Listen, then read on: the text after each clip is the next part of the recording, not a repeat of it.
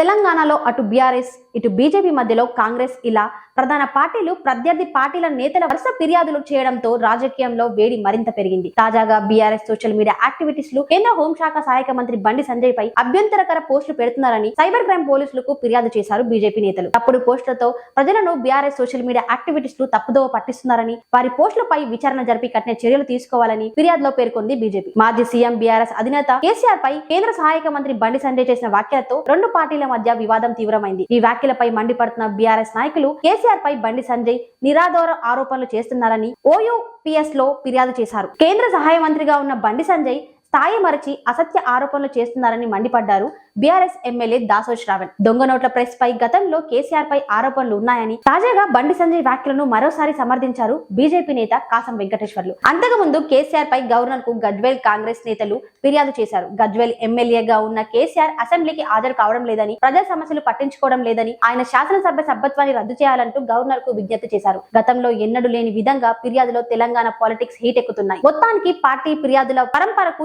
ఎప్పుడు బ్రేక్ పడుతుందో తెలియాలంటే వేచి చూడాల్సిందే అంటున్నారు పొలిటికల్ వర్గాలు. ప్రభాత సూర్యుడు జాతీయ తెలుగు దినపత్రిక. ప్రతి అక్షరం నిజం వైపు. నిజం దాగదు, వార్త ఆగదు.